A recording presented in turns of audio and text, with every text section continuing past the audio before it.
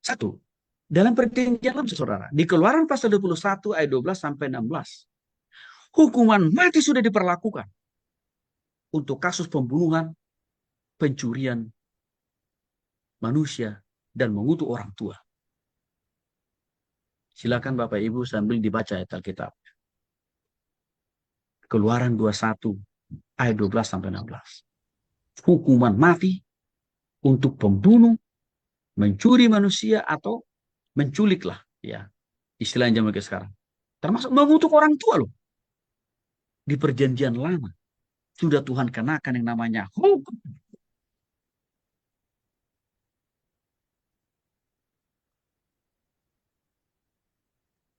Imamat 20 ayat 10.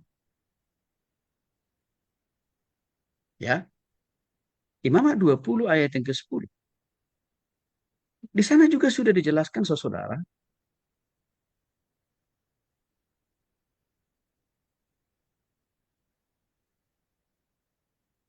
bila seorang laki-laki berzina dengan istri orang lain, yakni berzina dengan istri sesamanya manusia, pastilah keduanya dihukum mati. Baik laki-laki maupun perempuan, dihukum mati dua-duanya. Ayat 11. Bila seorang laki-laki tidur dengan seorang istri ayahnya, jadi dia melanggar hak ayahnya, pastilah keduanya dihukum mati. Dan darah mereka tertimpa kepada mereka sendiri. Ayat 12. Bila seorang laki-laki tidur dengan menantunya nih, mertua dengan menantu ini, pastilah keduanya dihukum mati. Mereka telah melakukan satu perbuatan keji, maka darah mereka tertimpa kepada diri mereka sendiri. 13, bila seorang laki-laki tidur dengan laki-laki, berarti apa? Sesama lesbi kan ini, atau sama homo, laki-laki dengan laki-laki, perempuan dengan perempuan, bersatu. Keduanya melakukan kekejian, pastilah mereka dihukum mati.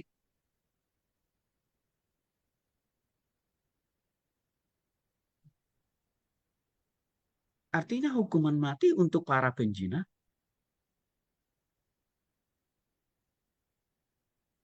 dan juga pelaku hubungan seksual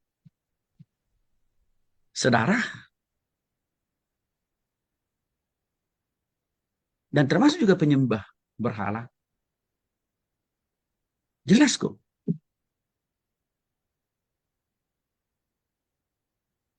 Mengapa hari-hari ini begitu tinggi tingkat pencurian, penculikan, perzinahan, baik dilakukan oleh pria atau perempuan, bahkan juga apa?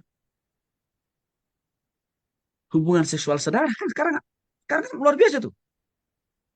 Bahkan sesama jenis homo dan lesbi tinggi. Karena kenapa? Karena tidak diberlakukan hukuman mati. Jadi andaikan negara ini menaati firman Tuhan, konsisten memperlakukan hukuman mati, pasti akan ngerem mengendalikan tingkat pelanggaran manusia. Ya, Ulangan 21 ayat 22.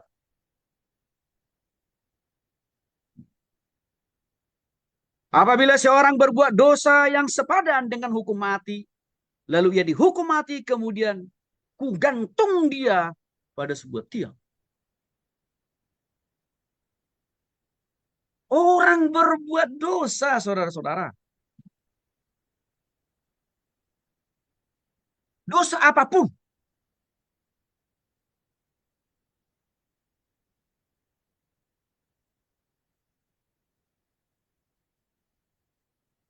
Berzina jelas tadi. Membunuh jelas tadi. Di atas. Hukuman mati. Di luar daripada berzina, mencuri, mencuri, pernikahan saudara, pernikahan sesama jenis, dosa-dosa yang berhubungan dengan dosa apapun, hukum mati. Dan tidak hanya sekedar mati, gantung dulu. di tiang. Itu jelas, Bapak Ibu. Hukum negara kita ini hukum karet.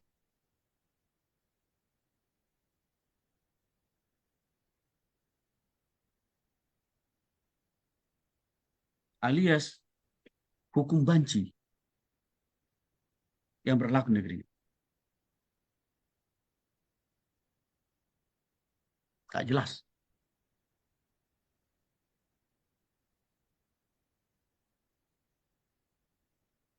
Makanya tingkat kriminalitas di Republik ini bertambah hari, minggu, bulan. Enggak makin turun.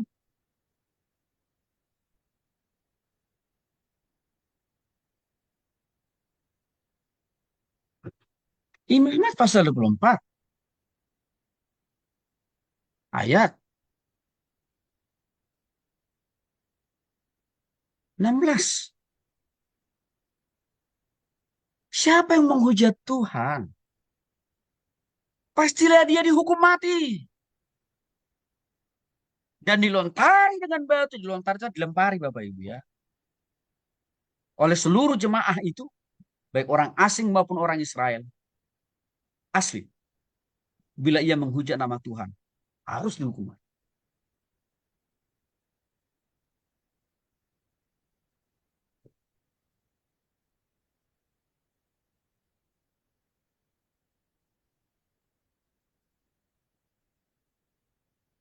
Pelarangan orang beribadah. Itu bagian daripada penghujatan terhadap Tuhan Yesus.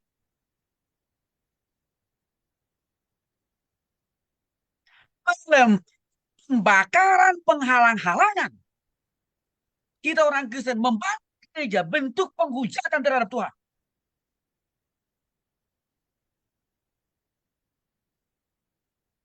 Hukum mati. Maka Bapak Ibu, saya kira kita harus punya empati ya terhadap saudara kita yang gerejanya ibadahnya diganggu. Kita jangan bertepuk tangan Bapak Ibu. Tapi kita harus ikut bersedih. Dan mari kita selalu terus apa? Berdoa sama Tuhan. Kita minta supaya tangan Tuhan kita yang besar itu. Supaya Tuhan bisa menghukum pelaku-pelaku dengan cara Tuhan. Negara mungkin hanya bisa menghukum lewat penjara. Tapi besok udah keluar. Tapi kita minta supaya Tuhan memperlakukan hukumannya dengan berbagai cara yang lebih tragis, yang lebih pasti, dan menyakitkan daripada hukuman yang mereka dapat di penjara.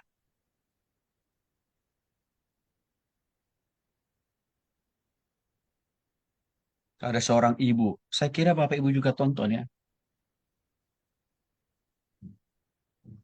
gereja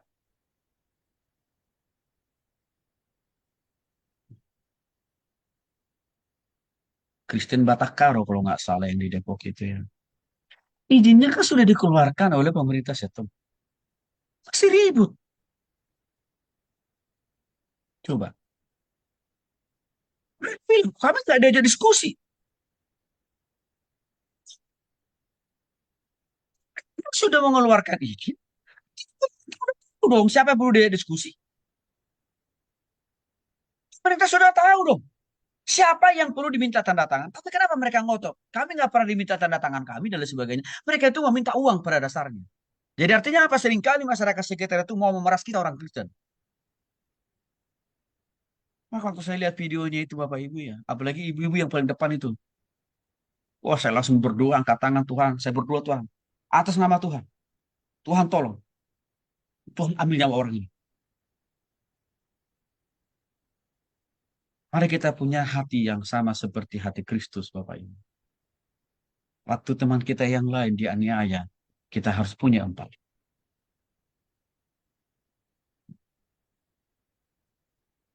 Pelarangan, penutupan, gangguan, beribadah, memuji Tuhan, itu bagian dari penghujatan nama Tuhan. Dihukum mati.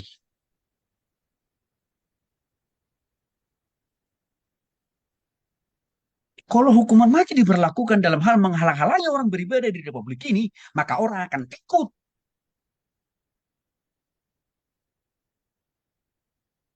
masuk gereja orang. Menghalang-halangi orang beribadah.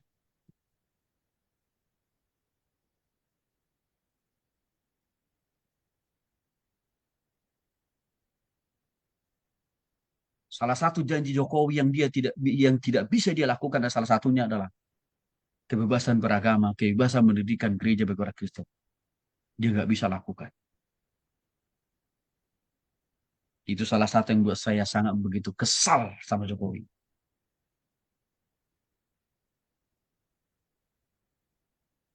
Prabowo berpidato waktu di Natal kemarin. Keluarga saya potret dari Bhinneka Tunggal Ika. Ada Islamnya saya, ada Katoliknya kakak saya, ada Protestannya adik saya. Ah, omong kosong.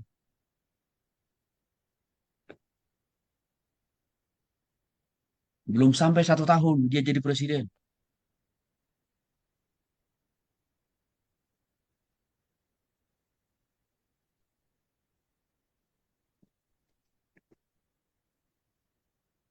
Sudah terjadi pengerusakan, penghalangan bagi orang Kristen beribadah.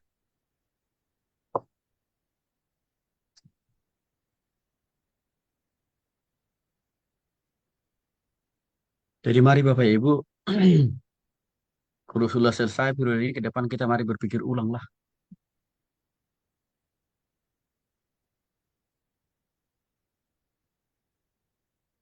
Kita orang Kristen nggak banyak yang kita tuntut. Nggak banyak yang kita minta. Kalau orang Muslim bayar pajak 100%, kita juga bayar pajak 100%.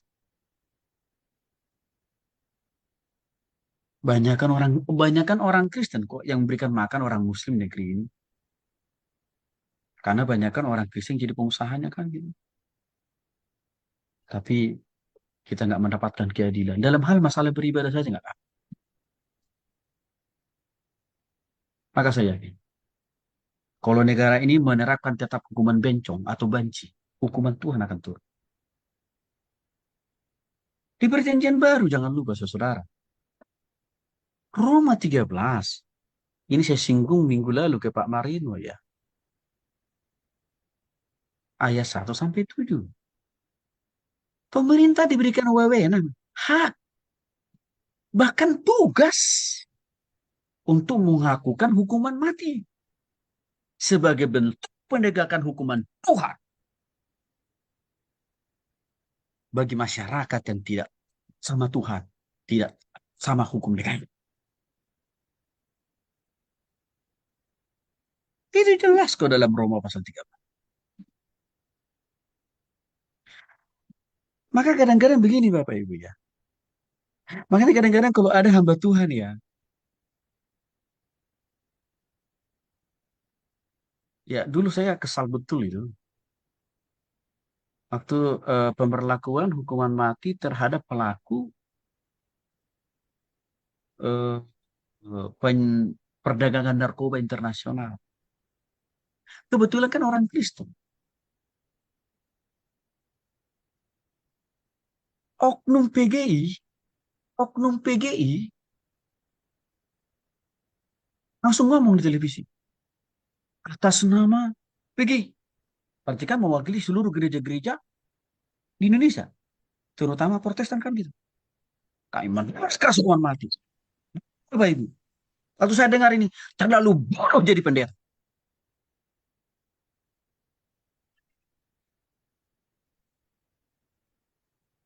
Saya langsung tulis.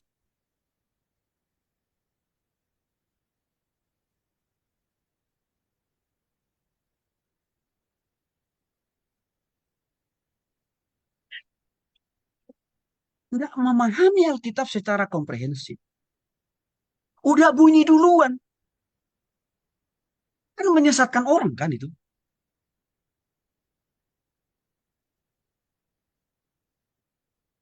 Jangan sotoi. Apalagi dia mewakili institusi.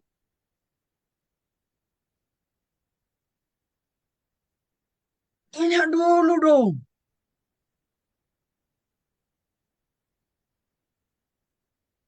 Sama pendeta-pendeta lain. Atau sama dosen-dosen sekolah teologi yang lain. Jangan asal asbun.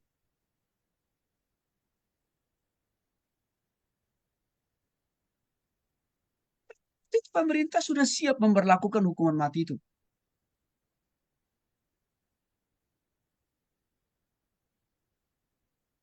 Jadi Bapak Ibu, kita orang Kristen harus jadi orang Kristen yang cerdas ya.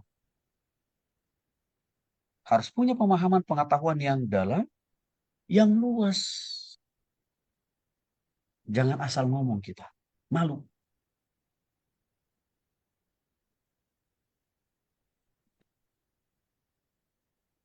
Karena membodohi umat. Jadi.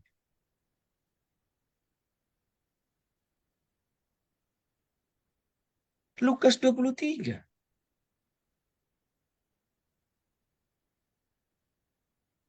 Hukuman mati juga dialami oleh Yesus kan Bapak Ibu.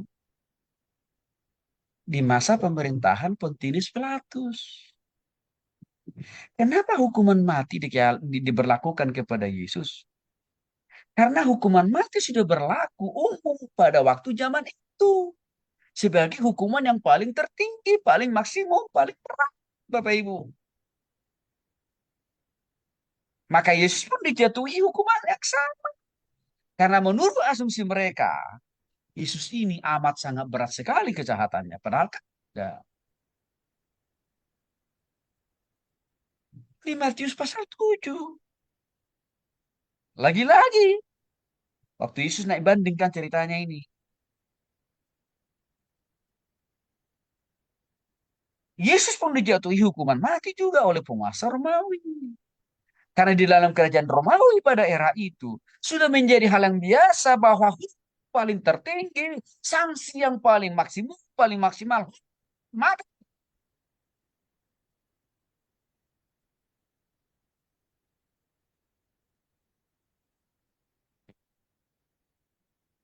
Bahkan di kisah para rasul pasal 7, hukuman mati juga dialami yang namanya Stefanus. Prosesnya dia dirajam, dirajam itu bahasa Indonesia dilempar sampai mati Bapak Ibu. Karena dianggap menista agama Yahudi. Dan Lukas pasal 23 ayat 33 sampai 42. Ada dua orang penjahat yang mengapit Tuhan Yesus waktu di kayu salib di sebelah kiri dan sebelah kanan. Tapi agak berbeda dengan penjahat ya. Kenapa dua penjahat ini disejajarkan dengan Yesus? Karena tingkat kesalahan, tindakan kriminalitas yang dilakukan oleh dua penjahat sebelah kiri sebelah kanan itu sudah sampai titik maksimum. Maka mereka harus dihukum mati seperti Yesus. Tapi beruntung penjahat yang sebelah kiri Yesus. Karena dia bertobat kepada Yesus, Yesusnya pastikan kepada dia, waktu engkau menjalani hukuman mati ini secara fisik seperti aku, maka rohmu akan tetap hidup bersama dengan aku di surga. Artinya apa? Itu sudah banyak diperlakukan juga di perjanjian baru. Kesimpulannya, ya, mana tahu Bapak Ibu masih bertanya-tanya lagi. Pak Tony posisi yang di mana? Berdasarkan firman Tuhan. Perjanjian lama, perjanjian baru. Yang sudah saya jelaskan ini. Satu, hukuman mati Alkitabiah.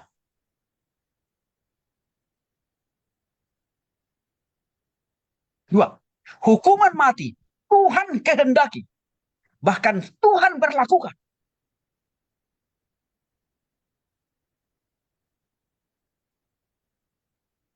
Mulai dari perjanjian lama sampai perjanjian baru. Tiga, hukuman mati dapat meminimalisir tingkat berbagai jenis tingkat kejahatan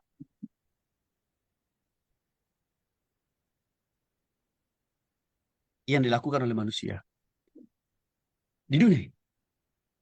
Karena untuk itulah kenapa hukuman mati Tuhan berlakukan sejak dari zaman perjanjian lama juga sampai dengan perjanjian baru. Terakhir, Sebelum yang terakhir, masih bagian dari kesimpulan.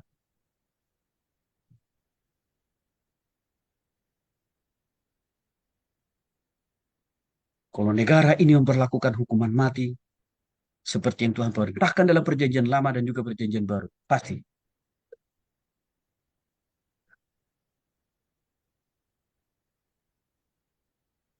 tingkat kejahatan, berbagai jenis kejahatan di Republik ini pasti akan menurun. Termasuk tadi orang yang membakar gereja, melarang orang beribadah. Oh, mati dong. Maka orang nggak mau juga cepat-cepat mati kan. Para koruptor, hukum mati dong. Maka orang akan takut korupsi. Para penjina,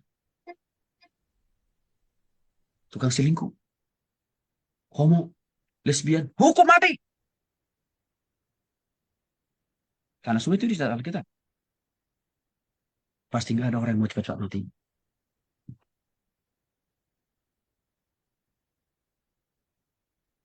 Terakhir, sikap saya 1000% sangat setuju hukuman mati.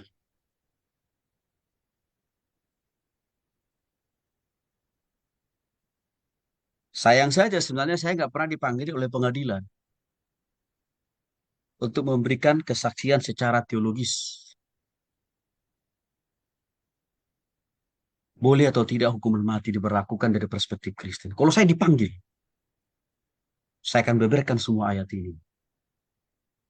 Supaya negara atau pemerintah percaya diri memperlakukan hukuman mati. Bukan hanya kepada pengedar atau bandar narkoba, tapi juga pelaku korupsi, juga terhadap semua tindakan-tindakan jenis kriminalitas yang lain, termasuk juga penutupan ibadah, penutupan gereja.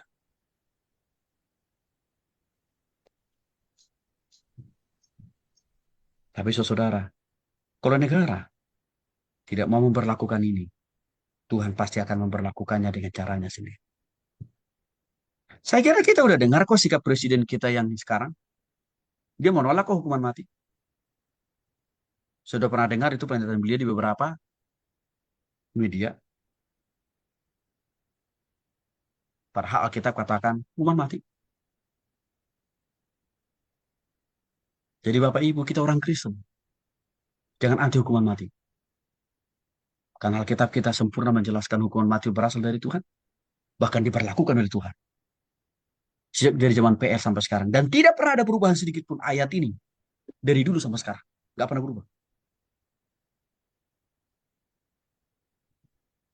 Inilah mengapa penting hukuman mati itu di Alkitab. Jadi orang Kristen perlu juga memahami tentang ketaatan terhadap hukum. Urutannya dari mana? Hukum yang mana yang lebih dulu harus kita taati? Yang pertama hukum Tuhan. Isinya semuanya ada di Alkitab. Yang kedua baru hukum negara.